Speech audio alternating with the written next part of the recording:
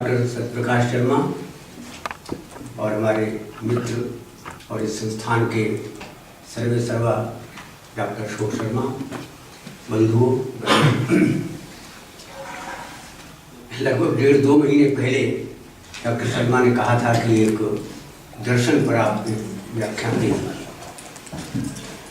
फिर बात आई गई हो गई, धीरे धीरे ठंड बढ़ गई। अब ये तिथि निश्चित हुई और हमको ये आदेश हुआ कि मैं सांख्य दर्शन पर आपका परिचय करा। सज्जनों, जैसा शर्मा जी ने कहा, सांख्य दर्शन बहुत जटिल दर्शन है। देखिए, वेदांत दर्शन के संबंध में आप बहुत कुछ जानते हैं। रिक्शा चलाने वाला भी जानता है कि जीव और आत्मा एक होता है, वो भी अहम ब्रह्मास्मि कह लेता है, वो भी तत्वमसि कह लेता है। तो वेदांत दर्शन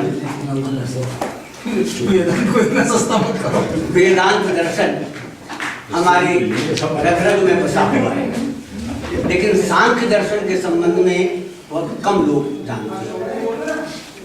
सांख्य ये आप जानते हैं, मैं परेशानी ये है, शर्मा जी ने कहा था कि हमारे जो श्रोता हैं, एक और तो कुछ विद्यार्थी होंगे जो इस विषय के संबंध में बहुत कम जानते हैं, एक और कुछ प्रबुद्ध श्रोता भी हैं जो जिज्ञासु हैं।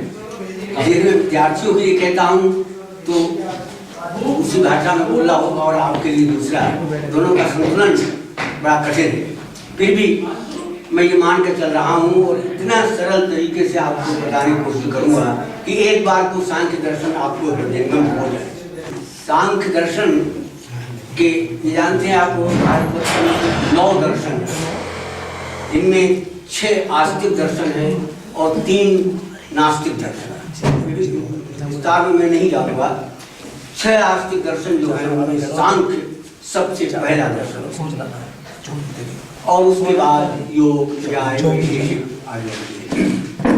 सांख्य दर्शन सबसे प्राचीनतम दर्शन है और इसके प्रणेता, इसके सबसे आदि ऋषि कपिल थे। कपिल का समय 2 प्रकार का है।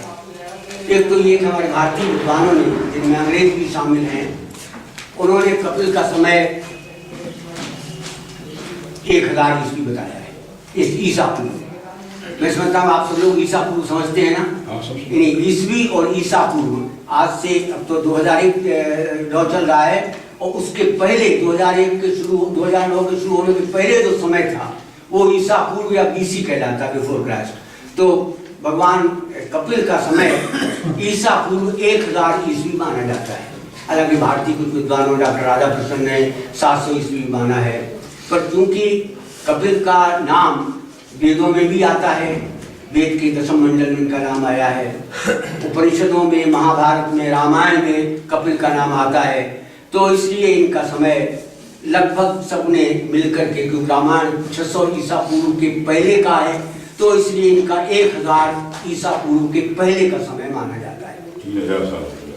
हाँ, आज से लगभग 3000 साल से भी ज़्यादा। तो ये समय भी हम भारतीयों ने मान रखा। वैसे तो इनको भगवान विष्णु का 5वां अवतार माना जाता है कपिल। इनका एक नाम हिरण्यगर्भ भी है, वेदों में आता है। ये तो अलग बात रही। सबसे बड़ी बात ये है कि इनका ये भगवान विष्णु के 5वें अवतार माने जाते हैं। एक और बात है, आपने रामचरितमानस तो सभी लोग पढ़ते ही हैं। रामचरितमानस में राम के जन्म के विषय में अनेक बातें आई, अनेक घटनाएं आई हैं। उनमें घटना ये भी आई है कि मनु शतरूपा ब्रह्मा के बाद हुए। तो मनु शतरूपा पहले ब्रह्मा ने मानसी सृष्टि की, माने मन से सृष्टि की, जिसमें सनत, सनंदन, सनातन, सनत कुमार पैदा किए। उनसे कहा कि तुम सृष्टि बनाओ, मानवीय सृष्टि बनाओ। उन्होंने मना कर दिया कि हम कुछ नहीं बनाएंगे। नारद को पैदा किया। कहते हैं भगवान शिव भी ब्रह्मा की मानसी सृष्टि है, पर किसी ने सृष्टि नहीं की। पर इन्होंने फिर मनु शतरूपा को पैदा किया। मनु राजा भी हुए हैं और स्वयंभू मनु कहलाते हैं। उसके बाद उनसे मानवीय सृष्टि हुई। तो सबसे पहले उनके दो पुत्र हुए, मनु शत्रुपा के उत्तानपाद और दूसरे प्रियव्रत। उत्तानपाद का एक पुत्र था ध्रुव, जो बहुत बड़ा भक्त हुआ है भगवान का, और प्रियव्रत की बेटी एक थी, इसका नाम था देवहूति। तो मनु शत्रुपा, उनके पुत्र उत्तानपाद और प्रियव्रत की बेटी देवहूति। देवहूति का विवाह ऋषि कर्दम से हुआ, तो कर्दम और देवहूति की संतान कपिल ऋषि हुए। देवहूति पुण्यतास कुमारी, जो मुनि कर्दम की प्रिय नारी, तो उनसे भगवान कपिल हुए, जिन्होंने सांख्य शास्त्र बनाया।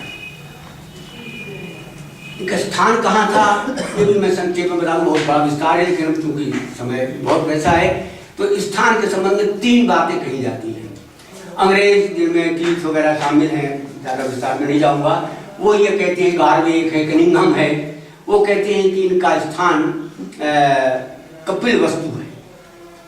कपिल वस्तु एक स्थान है गोरखपुर के भी पूर्वोत्तर में, अब तो नेपाल में आता है। तो वो कहते हैं कि वहाँ कपिल का आश्रम भी है और कपिल वस्तु ही उनका स्थान था।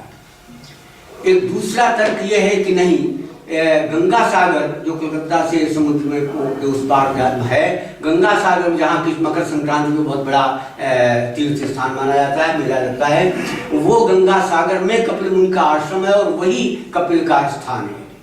एक तीसरा स्थान पुराणों में आता है, श्वेताश्वतर उपनिषद में भी आता है और ब्रह्मवैवर्त पुराण में आता है कि कैलाश के उत्तर में सरस्वती नदी के किनारे एक बिंदुसर नामक सरोवर है, वहीं पर ऋषि कर्दम का आश्रम है और वही कपिल का भी आश्रम है, ऐसा कहते हैं कि वहीं राजा भगीरथ ने गंगा के प्रथम बार दर्शन किए थे। कपिल ऋषि का व्यक्तित्व भी बहुत विचित्र रहा है। आपको मालूम है कि ये कपिल वही कपिल थे, यदि आप विश्वास करें कि पाताल में ये तपस्या कर रहे थे और इस तपस्या करते हुए इधर ये पृथ्वी पर राजा सगर ने एक यज्ञ किया, अश्वमेध यज्ञ। उस अश्वमेध यज्ञ में विजय का घोड़ा छोड़ा गया और विजय का घोड़ा के संग राजा सगर के 60,000 पुत्र चले उसकी रक्षा के लिए। सारा विश्व घूम आए और किसी ने कोई चैलेंज नहीं किया, किसी ने कोई प्रतिरोध नहीं किया। जब इंद्र ने देखा कि अब तो ये विश्व विजयी हो जाएंगे, तो उसने विघ्न मचाया और घोड़े को चुरा करके पाताल में ऋषि कपिल के आश्रम में बांध दिया जाकर। कथानक कदाचित आपने पढ़ा हो, वहां बांध दिया। तो सगर के पुत्रों ने कहा कि पिताजी वो तो कहीं मिला नहीं घोड़ा, जाने कहाँ चला गया। उन्होंने डांटा कि नहीं, पृथ्वी को खोद डालो, जहां भी हो घोड़े को ढूंढो। फिर बेटे चले तो 60,000 पुत्र चले, उन्होंने तमाम पृथ्वी खोद डाली। खोदते खोदते पाताल में वो कपिल के आश्रम में पहुंचे। जब देखा वहां अश्वमेध यज्ञ का घोड़ा है, तो उन्होंने गाली गलौज किया और घोड़े को लेकर चलने लगे।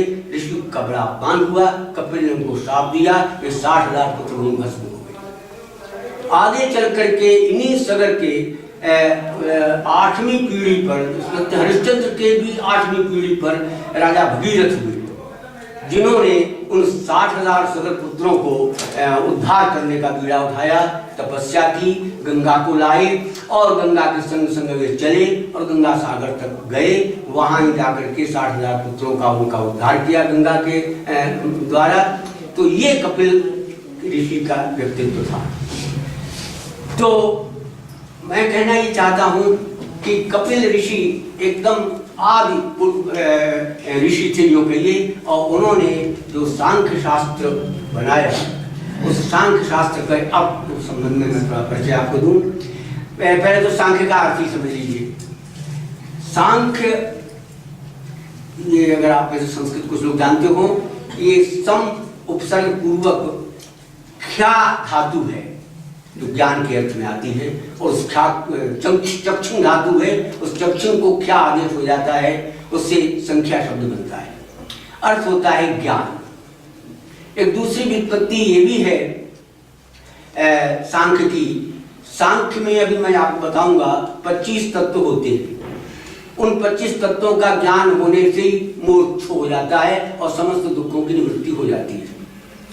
तो वे उन 25 तत्व, चूंकि 25 की गिनती है इसलिए गणना की वजह से तो संख्याम अधिकृत्य कृतम शास्त्रम सांख्यम ये माना जाता है। माने संख्या की विशेषता जिसमें हो, 25 तत्वों की विशेषता जिसमें हो, इसलिए उसका नाम सांख्य पड़ा।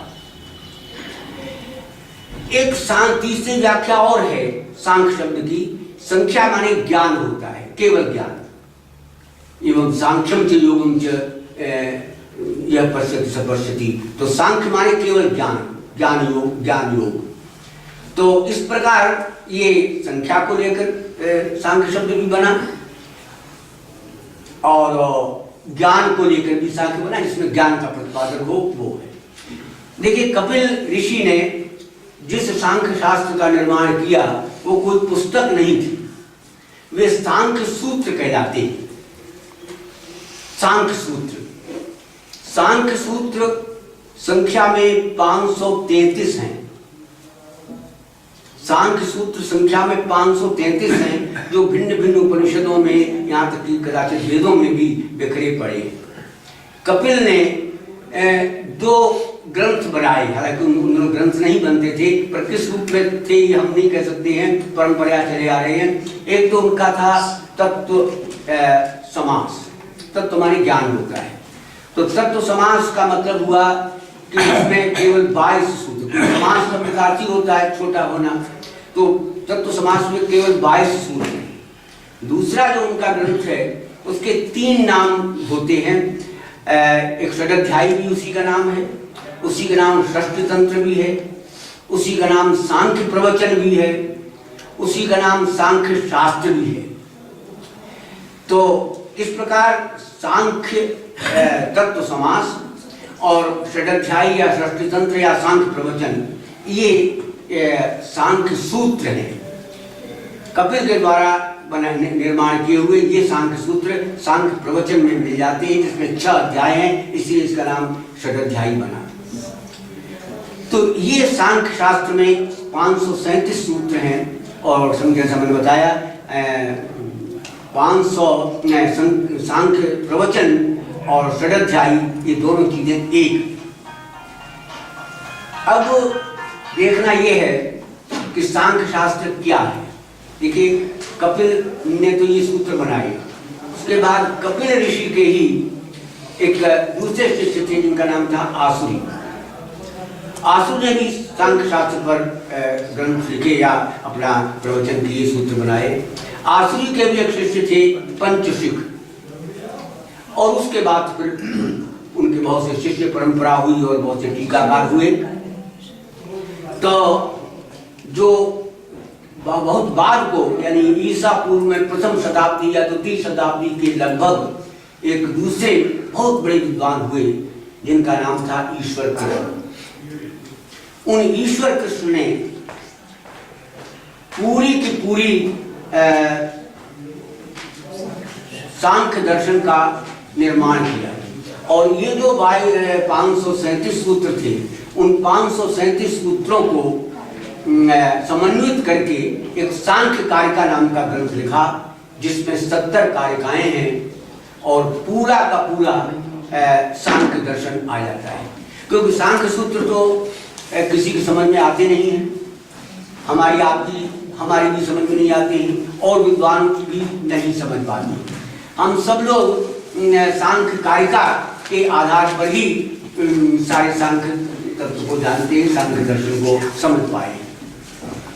सांख्य, अब मैं मुख्य विषय पर ही आता हूँ। ये तो उसकी भूमिका हुई सांख्य शास्त्र की। सांख्य कारिका उसका प्रमुख ग्रंथ है, जिसके आधार पर हम बात करेंगे। आपको आधार तो सभी सांख्य सूत्र हैं, लेकिन सांख्य कारिका उनमें प्रमुख है।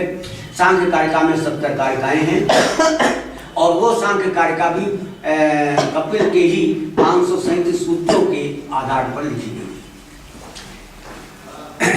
सांख्य कारिका के आरंभ में ये कहा गया है कि ये सारा संसार 3 प्रकार के दुखों से दुखी रहता है।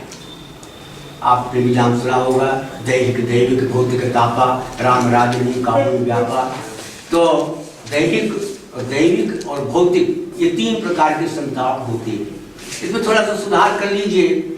और वो सुधार ये है कि इस भाषा को न बोल करके सांख्य दर्शन में आध्यात्मिक सुख दुख और आज भौतिक दुख और आज दैविक दुख, 3 प्रकार के दुख माने गए। तो दुःखत्रयाविघातात्, पहली कारिका है दुःखत्रयाविघातात् जिज्ञासा तदपघातके हेतौ दृष्टे सा पार्थाचे नैकांता चिंतितो भावात्।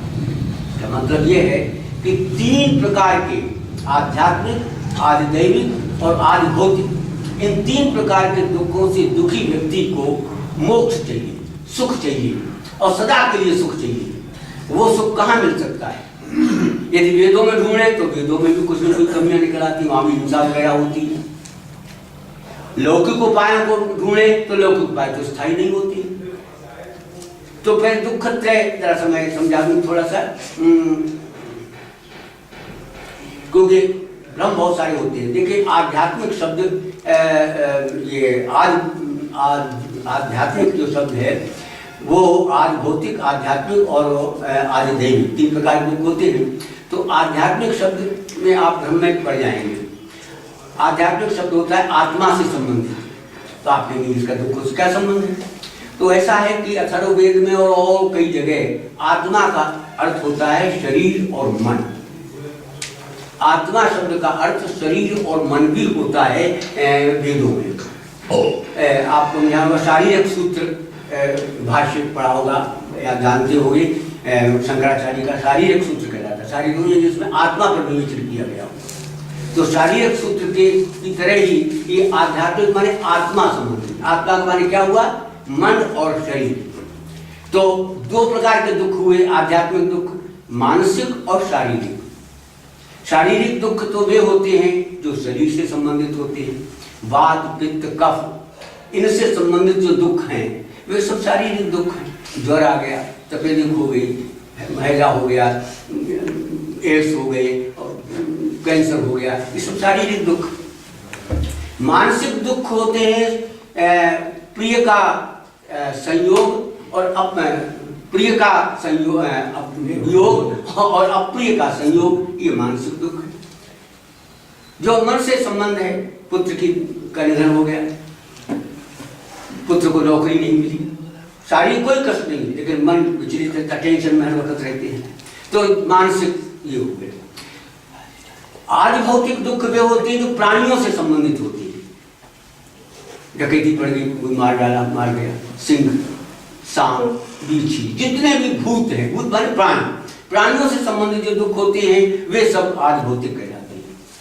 और जो दैवीय दुख होते हैं, जैसे ओले पड़ गए, तमाम खेती नष्ट हो गई, अतिवृष्टि हो गई, अनावृष्टि हो गई, तुषार पड़ गया, तो ये क्या होते हैं? ये या पृथ्वी भूकंप आ गया, ये आज दैविक दुख कहलाते हैं। तो इन तीनों प्रकार के दुखों से निवृत्ति के लिए क्या उपाय है? अगर ये कहा जाए कि वैदिक उपाय हो सकते हैं तो वैदिक उपाय भी ठीक नहीं।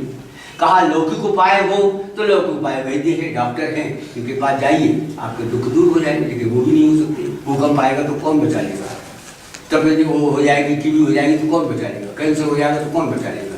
तो ये भी स्थायी नहीं है, डॉक्टरों के द्वारा दुख निवृत्ति स्थायी नहीं।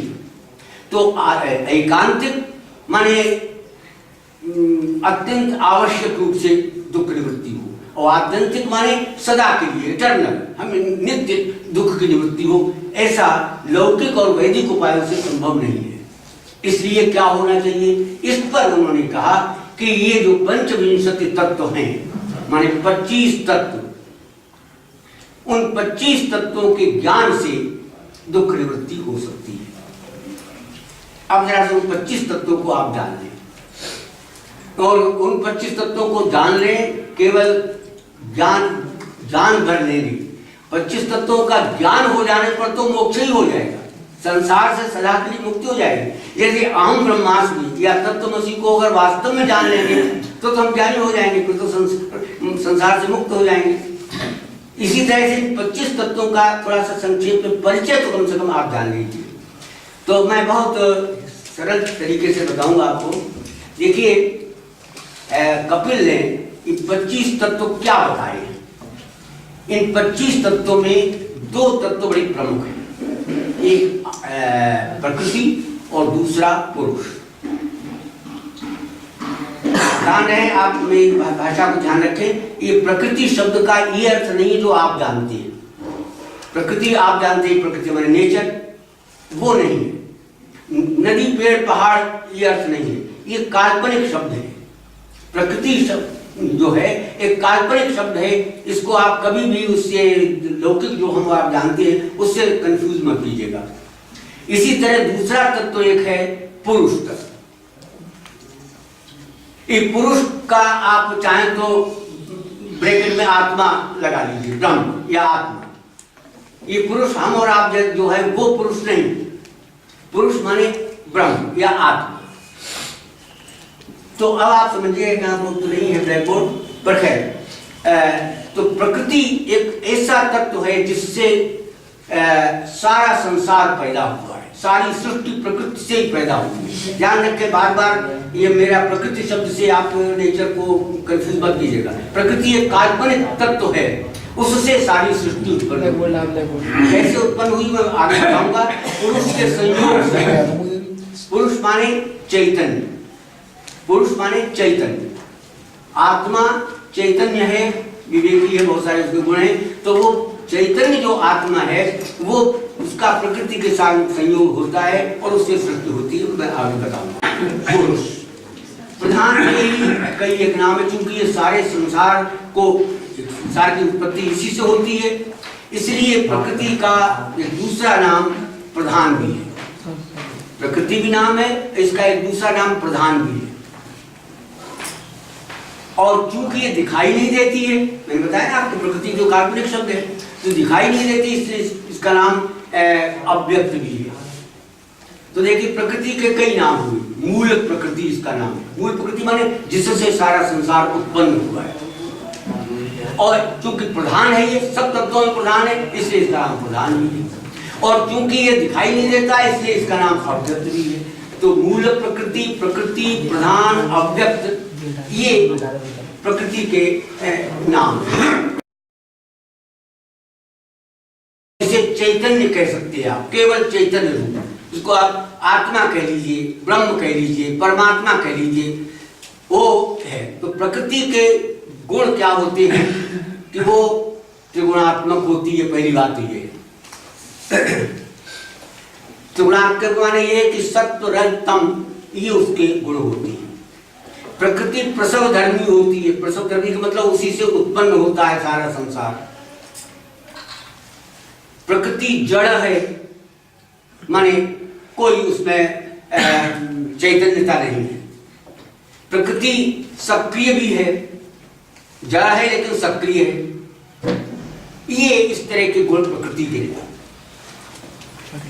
तो अब आपने देखा कि 2 तत्व आपने देखा। पुरुष की बात में बात को करूंगा, लेकिन इस समय आपने प्रकृति देखी, और प्रकृति एक ऐसा अलौकिक तत्व है, एक अव्यक्त तत्व है जिससे सारा संसार उत्पन्न होता है। तो प्रकृति से उत्पन्न होता है महत् तत्व। महत् तत्व का दूसरा नाम महान भी है। महान महत् तत्व एक ही चीज है। इसी का एक दूसरा नाम बुद्धि भी है। तो प्रकृति से उत्पन्न होने वाला कौन सा तत्व हुआ? बुद्धि या महत् तत्व। इसी महत् तत्व से दूसरा तत्व उत्पन्न होता है अहंकार, जिसको अहम कहते हैं, अभिमान अहंकार। तो प्रकृति से उत्पन्न हुआ महत् तत्व या महान, और महत् तत्व से उत्पन्न हुआ अहंकार। अब अहंकार के 2 रूप हैं, एक सात्विक अहंकार और एक तामस अहंकार। अहंकार के सात्विक रूप से 11 इंद्रियां उत्पन्न होती हैं।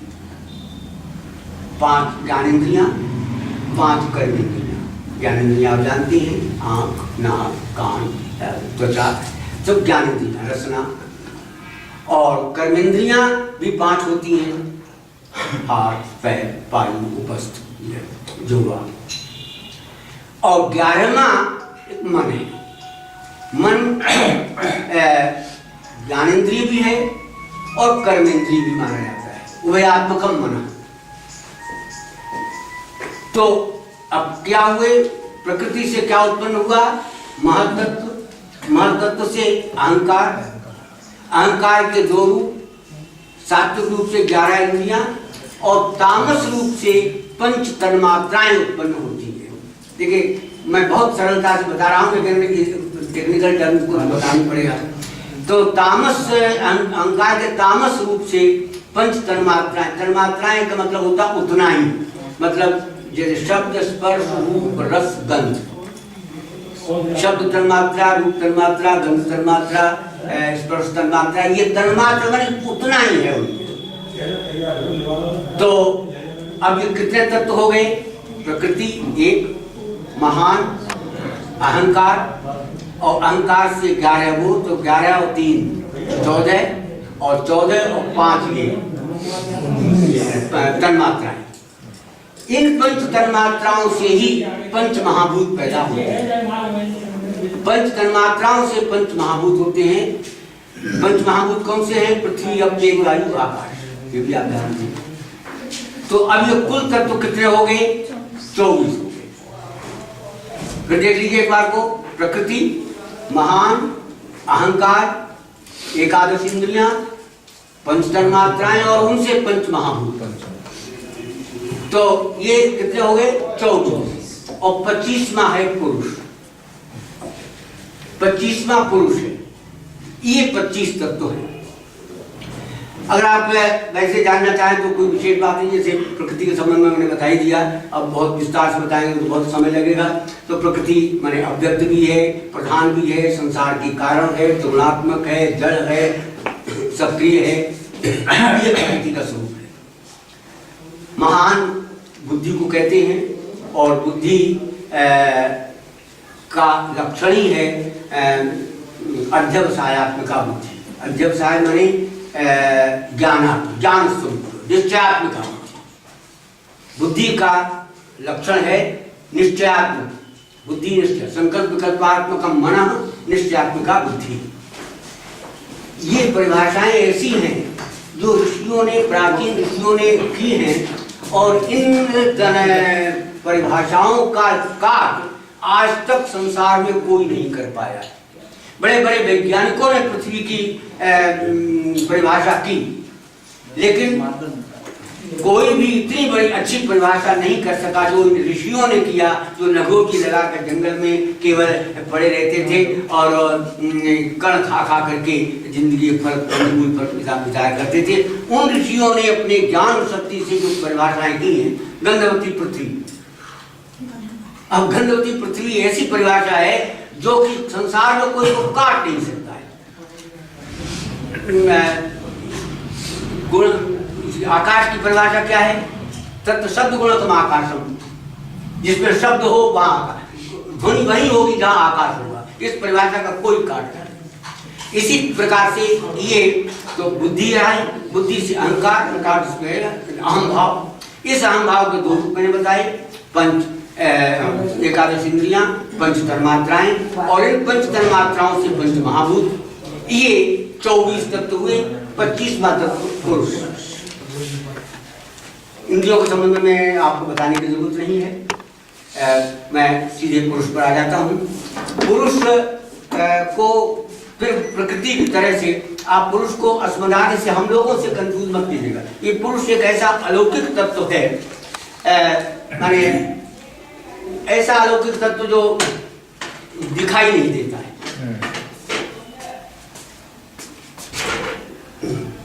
ऐसा अलौकिक तत्व जो दिखाई नहीं देता है, जिसको आप आत्मा कह सकते हैं, चैतन्य कह सकते हैं, वो अप्रसव धर्मी, त्रिगुणात्मक नहीं है, त्रिगुणातीत है। आत्मा या पुरुष त्रिगुणातीत है, माने जो सुख दुख संसार में है, जितना सांसारिक व्यवहार है वो त्रिगुणात्मक है। पुरुष इससे परे है, वो गुणातीत है, सांख्य का पुरुष। एक दो बात जरा सा इन दोनों के विषय में कह दूं। तर्क दिया जाता है कि क्यों साहब, अगर ये दिखाई तो देती नहीं है, ये प्रकृति और पुरुष दिखाई तो देती नहीं है, जब जो चीज दिखाई नहीं देती है वो अनुपलब्ध है, और जो अनुपलब्ध है उसकी सत्ता नहीं। इसके लिए एक तर्क दिया गया है सांख्य कारिका में कि नहीं, ऐसी बात नहीं है। बहुत सी चीजें ऐसी होती हैं जो आंखों से दिखाई नहीं भी देती हैं फिर भी होती हैं। जैसे अति दूरात, कोई चीज बहुत दूर है तो सही, लेकिन हमारी आंखों से नहीं दिखाई देती क्योंकि हमारी आंखों की एक सीमित क्षमता होती है। अति सामीप्यात, बहुत समीप होती है, जैसे हमारे आंख है, हम अपनी आंख को नहीं देख सकते, आप अपनी मूंछों को नहीं देख सकते बिना शीशा के, नाक नहीं देख सकते, बहुत समीप है लेकिन देख नहीं सकते। तो अति समीप होने से भी कोई चीज नहीं देखा देती।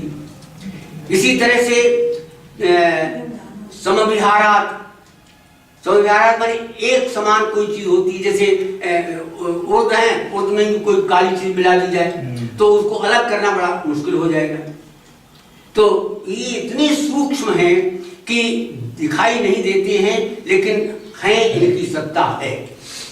इसी तरह एक और विचित्र बात मैं आपको बता दूं जो कि जानना बहुत आवश्यक है। सांख्य दर्शन का प्रमुख सिद्धांत है पुरुष बहुत्व। अभी शर्मा जी समझाएंगे आपको वेदांत दर्शन में कि आत्मा एक होता है।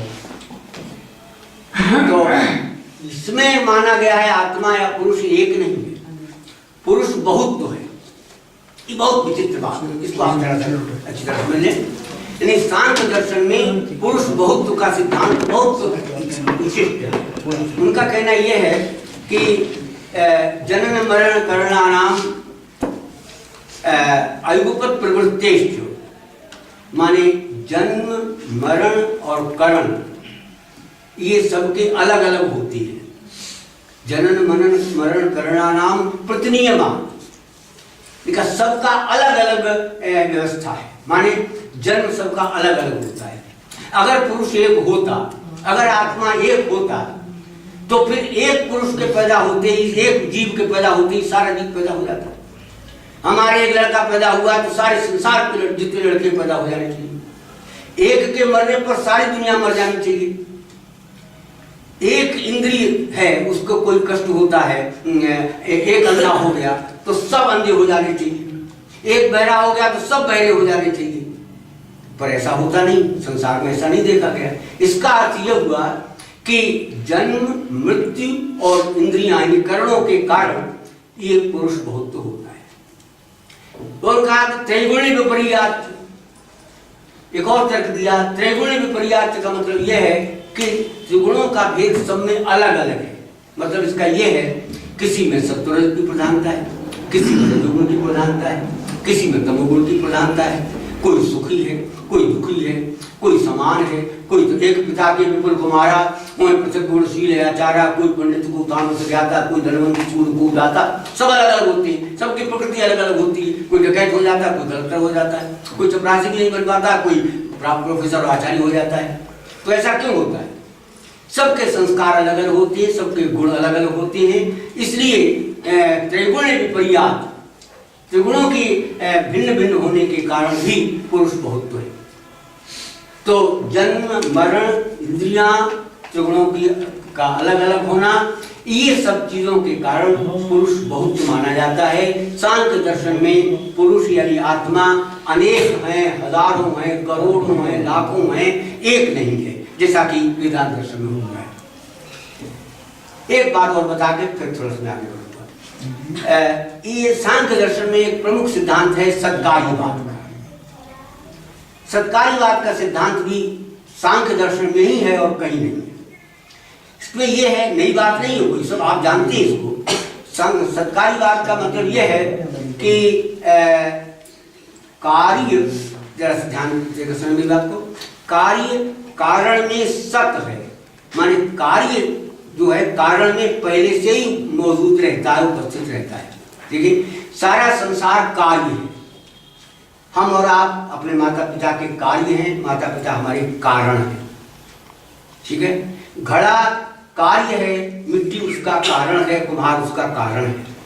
इसी तरह प्रत्येक वस्तु कार्य है और उसका कोई न कोई कारण होता है। दूध कार्य कारण है और उसका कार्य है दही, दही कारण है उसका कार्य है मट्ठा। तो हर कार्य कारण में सत रहता है, माने पहले से मौजूद रहता है।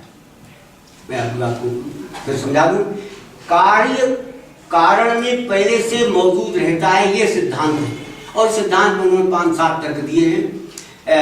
सबसे पहले तो ये कहते हैं कि असद करणार्थ। असद करणार्थ मतलब ये है कि जो नहीं है वो करण नहीं हो सकता है। माने बालू से तेल नहीं निकाला जा सकता है। जो है करण है, करण माने कारण है, उस कारण से ही कार्य उत्पन्न हो सकता है। निश्चित कारण से कार्य उत्पन्न हो सकता है, अन्यथा कार्य नहीं हो सकता है। इसलिए जो कार्य है वो कारण में पहले से उपस्थित रहता है। आपके साथ दुनिया जानती है, ऐसी बात नहीं है। न्याय में ऐसा नहीं माना जाता है, वेदांत को पता नहीं है, लेकिन न्याय में और वैशेषिक में ये नहीं माना जाता है। वहाँ कार्य कारण में नहीं रहता है, बौद्धों में भी शायद नहीं है ऐसा। तो ये उनका सिद्धांत है, माने कार्य कारण में पहले से मौजूद रहता है, ये उनका एक सिद्धांत है।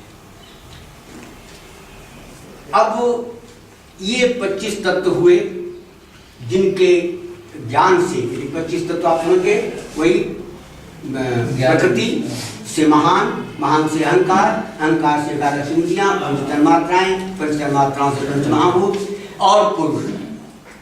ये 25 तत्व हैं। इन 25 तत्वों से सृष्टि उत्पन्न होती है, प्रकृति से सृष्टि उत्पन्न होती है। प्रकृति से कैसे सृष्टि उत्पन्न होती है, बस ये बता करके मैं समापन करूंगा। उन्होंने कहा कि ऐसा है कि सृष्टि, ये जो प्रकृति है वो तो जड़ है, त्रिगुणात्मक है, प्रसव धर्मी है, सब कुछ है, पर उसमें शक्ति नहीं। तो शक्ति कहाँ से उसको मिलती है? प्रकृति को शक्ति कहाँ से मिलती है? आत्म तत्व से, पुरुष से, यानी चैतन्य से। पुरुष का चैतन्य जब प्रकृति में बढ़ता है तो प्रकृति में गुणों का संचार हो जाता है और सृष्टि उत्पन्न होने लगती है। उन्होंने उदाहरण दिया है, शास्त्रीय उदाहरण है, पंगु अंधवत वयोः संयोगस्तत्कृतः सर्गः। पंगु अंध का मतलब ये होता है, जैसे पुरुष, पंगु मान होता है लंगड़ा और अंधा मान अंधा।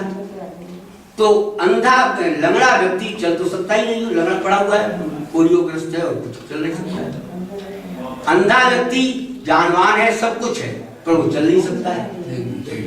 तो इसलिए अंधा जब लंगड़े का और लंगड़ा जब अंधे का संयोग होता है, जब दोनों मिल जाते हैं तो अंधा लंगड़े के ऊपर बैठता है और लंगड़ा उसको चलता है, जहाँ चाहता है चलता है। इसी तरह तो पुरुष को पंगु माना गया है, मैं लंगड़ा माना गया है, और प्रकृति को अंधा माना गया है।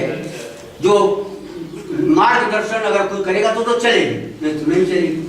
माने पुरुष का मार्गदर्शन उसे होता है, पुरुष का उससे संयोग होता है, पुरुष का उसको सहयोग मिलता है, तब प्रकृति में तीनों गुणों की साम्यावस्था होती है और तब सृष्टि होती है। तो पंगु अंधवत वयोः तत्कृतः सर्गः, तब सृष्टि पैदा होती है। सृष्टि को 3 प्रकार का माना गया है सांख्य में। 8 प्रकार की दैव सृष्टि होती है, देव, इंद्र वगैरह, राक्षस, यक्ष, ये 8 प्रकार की होती है। 5 प्रकार की होती है ये स्त्रीयक सृष्टि, पशु पक्षी वगैरह, और 1 प्रकार की मानव सृष्टि। ये सृष्टि का क्रम बताया गया है। तो पुरुष के यानी आत्मा के संयोग से प्रकृति में हलचल होती है और उससे सारी सृष्टि होती है। जितना हमारी आंखें देख रही हैं सारे संसार को, इतना बड़ा संसार, वो सब प्रकृति से उत्पन्न हुआ है, पुरुष के संयोग से, पुरुष के चैतन्य से उत्पन्न हुआ है। ये ज्ञान जब हमें हो जाए, जैसे तत्वमसि तो सभी जानते हैं, कहने को तो आप भी कह लेंगे, हम भी कह लेंगे, हम ब्रह्मास्मि कह लेंगे, लेकिन इसका वास्तविक ज्ञान होने पर ही ज्ञानी हो जाता है और फिर संसार छूट जाता है, मुक्ति हो जाती है। सांख्य का ये कहना है कि इन 25 तत्वों का ज्ञान, चाहे वो कोई भी हो, गृहस्थ हो, ब्रह्मचारी हो, सन्यासी हो, किसी को भी इन 25 तत्वों का ज्ञान होने के बाद यदि ज्ञान हो जाता है तो मुक्ति हो जाती है और तीनों प्रकार के दुखों से निवृत्ति हो जाती है। अब कहा कि भाई अब ज्ञान जब हो गया तो ज्ञान होने के बाद उन्होंने उदाहरण दिए हैं, मैं बताऊंगा उनको। कहा कि मोक्ष दो प्रकार का होता है, मुक्ति दो प्रकार की मानी जाती है, एक जीवन मुक्ति और एक दैहिक मुक्ति, विदेह मुक्ति। तो कहा कि जब ज्ञान हो गया तो फिर संसार तो रहा ही नहीं। गीता में आपने पढ़ा होगा कि ज्ञानाग्नि सर्वभूतानि सर्वकर्माणि भस्मसात् कुरुते अर्जुन। ज्ञानाग्नि सर्वकर्माणि भस्मसात् कुरुते अर्जुन। भगवान कहते हैं कि हे अर्जुन, जब ज्ञान हो जाता है तो ज्ञान की अग्नि समस्त कर्मों को नष्ट कर देती है। कर्मों से मतलब हमारे क्रियमाण, संचित और प्रारब्ध सभी कर्म समाप्त हो जाते हैं। ज्ञान हो जाने के बाद तो कोई कर्म रह नहीं जाता है। ना हमको यज्ञ करने की जरूरत है, ना संध्या करने की जरूरत है, ना पूजा पाठ, कोई कुछ नहीं करने की जरूरत है। ज्ञानी हो गया फिर तो मुक्त हो गया, ये गीता कहती है। तो जब ज्ञान हो जाने के बाद फिर शरीर तो नहीं रहना चाहिए। सांख्य कहता है शरीर रहता है फिर भी, लेकिन किस रूप में रहता है? सांख्य ये कहता है कि ज्ञान होने के बाद भी सभी कर्म नष्ट नहीं होते, जैसा गीता में कहा है। क्रियमाण कर्म नष्ट होते हैं और संचित कर्म नष्ट होते हैं। क्रियमाण कर्म वो जो हम इस समय कर रहे हैं, डकैती डाल रहे हैं, पूजा पाठ कर रहे हैं, विचार कर रहे हैं, दुनिया के बुरे अच्छे सभी कर्म जो कर रहे हैं, अच्छे बुरे का सबका फल हमको मिलता है, ये क्रियमाण कर्म है। यही कर्म आगे चल करके संचित कर्म हो जाते हैं, जब हम हमारे इकट्ठे हो जाते हैं। और जब हम इन्हीं कर्मों का भोग भोगने लगते हैं तो वे प्रारब्ध कर्म कहलाते हैं। तो क्रियमाण, संचित कर्म और संचित के बाद प्रारब्ध कर्म। आप इसको गेहूं को समझिए, जैसे गेहूं पैदा होता है खेत में, हम मेहनत करते हैं, पानी लगाते हैं, नरवाई करते हैं, गेहूं पैदा होता है, ये क्या है? क्रियमाण कर्म का स्वरूप है। फिर गेहूं जो पैदा हो जाता था वो कोठला में बंद करके रख देते हैं, वो संचित हो जाता है। तो ये हमारे इस प्रकार के संचित कर्म होते हैं जो हमारे रखे हुए हैं। और इसीलिए हमारे पुनर्जन्म की बात है। पुनर्जन्म में ही तो हम जो भी बुरा कर्म करते हैं, एक भी असत्य अगर बोलेंगे तो उसका हमें दुष्परिणाम भोगना पड़ेगा। एक भी पाप करेंगे उसका दुष्परिणाम हमें भोगना पड़ेगा। एक भी अच्छा कर्म करेंगे उसका सुपरिणाम हमें भोगना पड़ेगा। तो ये जो कर्म थ्योरी है हमारे भारतवर्ष की है, विशेषकर गीता की है, तो उसमें ये सांख्य कहता है कि ज्ञान ये जो है संचित कर्म और क्रियमाण कर्म तो नष्ट हो जाती है। जरूरी नहीं है ज्ञान होने के बाद हम कोई कर्म करें, और संचित कर्म भी नष्ट हो जाती है, लेकिन प्रारब्ध कर्मों का भोग भोगना पड़ता है। आप अगर साईं बाबा के उस टीवी पर जो आता है उसको देखते हो तो वहां यही दिखाया गया है कि व्यक्ति प्रारब्ध कर्मों का भोग भोगने से बच नहीं सकता है। वो कष्ट तो उसको उठाने ही पड़ती है या सुख उठाना ही पड़ता है। इसीलिए जब तक दुख आपको प्राप्त होगा, समझ लीजिए तब तक हमारे बुरे प्रारब्ध कर्म है, और फिर निश्चित ही अच्छे प्रारब्ध कर्म शुरू हो जाएंगे। तो उन्होंने कहा कि दो प्रकार की मुक्ति होती है, दो प्रकार का ज्ञान होता है। एक तो होती है जीवन मुक्ति। जीवन मुक्ति में हमारे प्रारब्ध कर्म शेष रहते हैं, उनका व्यक्ति को भोग भोगना पड़ता है। आपका ध्यान हो, यहाँ वृंदावन में बड़े स्वामी अखंडानंद जी थे, बहुत बड़े महात्मा थे, वेदांत के बहुत बड़े विद्वान थे, संस्कृत के कवि भी थे और विद्वान भी थे। मेरा उनका व्यक्तिगत संबंध ये है कि झूसी में, यानी प्रयाग इलाहाबाद के उस पार, गंगा के उस पार झूसी एक जगह है, तो ब्रह्मचारी जी वहाँ के बहुत बड़े ऋषि थे, उनके आश्रम में मैं पढ़ा हूँ। वहाँ वो आते थे, जो उनका नाम शांतनु बिहारी था, बड़े त्यागी थे, महापुरुष थे, ये बात सच है। और गीता प्रेस गोरखपुर की समस्त पुस्तकों का अनुवाद उन्होंने, कम से कम 50 पुस्तकों का अनुवाद उन्होंने किया है। श्रीमद् भागवत का, गीता का, पुराणों का तमाम अनुवाद उन्होंने किया है। बड़े अच्छे विद्वान थे। अंत में आकर के उनको कैंसर हो गया, गले का कैंसर था। आप जानते आपको नहीं जानते। तो वो ऐसे थे, ऐसे कितने स्वामी भजनानंद जी थे, दैव संपद मंडल के बहुत बड़े महात्मा थे। नदी में जा रहे हैं तो चले जा रहे हैं, सरोवर में जा रहे हैं, बच्चे लीला मार रहे हैं, उन्हें कोई अपने शरीर का होश नहीं था, लेकिन ज्ञानी थे। कोई संसार के क्लेश मात्र भी उनकी लिप्ति नहीं थी। तो जड़भरत जैसे व्यक्ति, ये इनको कहते हैं जीवन मुक्त। जीवित रहते हुए भी, शरीर रहते हुए भी प्रारब्ध कर्मों का भोग भोगते हुए ज्ञानी बना रहता है, ये जीवन मुक्त कहलाता है। सांख्य इस बात को मानता है। फिर वो कहता है, फिर दूसरे प्रकार की मुक्ति होती है विदेह मुक्ति। विदेह मुक्ति का मतलब होता है कि शरीर समाप्त हो जाए, प्राप्ति शरीर भेदे, शरीर जब बिल्कुल समाप्त हो जाता है तब क्या होता है, सांख्य का अंतिम कार्य का है कि जब ज्ञान हो गया 25 तत्वों का, और ज्ञान होने के बाद फिर वो क्या करता है कि शरीर का नष्ट हो जाता है, और शरीर नष्ट होने के, शरीर नष्ट नहीं भी होता है और बना भी रहता है, तब भी कोई, ऐसा मैंने कहा, आत्यंतिक और एकांतिक सुख की प्राप्ति होती है। उसको दैहिक, दैविक, भौतिक, आध्यात्मिक, आध्भौतिक और आध्यात्मिक तीनों प्रकारों से के दुखों से वो मुक्त हो जाता है। ये सांख्य का सिद्धांत है। 25 तत्वों का ज्ञान होते ही हमारी आपकी मुक्ति हो जाती है। मुक्ति का मतलब ये माना है वहाँ कि पुरुष जो है आत्म तत्व, वो प्रकृति के संग इतना संलग्न हो जाता है, इतना उसके संग लिप्त हो जाता है कि वो ये मानने लगता है कि मैं ही सुख दुख का अनुभव कर रहा हूँ। उदाहरण दिया है कि जैसे चोरों के संग जो चोर नहीं है वो भी पकड़ा जाता है, चौरे संग अचौरह, नहीं जो चोर नहीं है वो भी बेचारा जो है वो पकड़ा जाता है। तो सुख दुख उसको जेल, उसको भी कभी जाना पड़ता है, भले सजा न हो लेकिन जाना पड़ता है। उसी तरह से आत्म तत्व जो है भूल से अपने को प्रकृति में इतना लिप्त मान लेता है कि वो अपने को सुख दुख का अनुभव करने लगता है, और फिर इन 25 तत्वों का ज्ञान होने के बाद इन आत्यंतिक और एकांतिक सुखों की प्राप्ति हो जाती है। यही सांख्य दर्शन का मूल सिद्धांत है। आपने सांख्य के 25 तत्वों का संक्षेप में, समय ज्यादा नहीं था, और संक्षेप में उसको सुना कि सांख्य शास्त्र ऐसा शास्त्र नहीं है कि घंटे 2 घंटे या 4 घंटे में निपटा दिया। पूरा साल लगता है, मिश्रा जी को हम देखते हैं वहाँ क्लास में पढ़ाते थे, पूरा साल लगता था एक सांख्य कार्य का पढ़ाने में। ये पुस्तक है, छोटी सी बहुत पतली किताब है सांख्य कार्य, उसको पढ़ाने में पूरा 1 साल लगता है। तो आप सोचिए पूरा सांख्य शास्त्र समझने में कितना समय लगेगा। फिर भी मिश्रा जी ने बहुत संक्षेप में बताया। धन्यवाद। और अब मैं कार्यक्रम को आगे बढ़ाता हूँ और बिना किसी औपचारिकता के डॉक्टर शर्मा, प्रकाश शर्मा से करता हूँ वेदांत पर अपने विचार व्यक्त करें।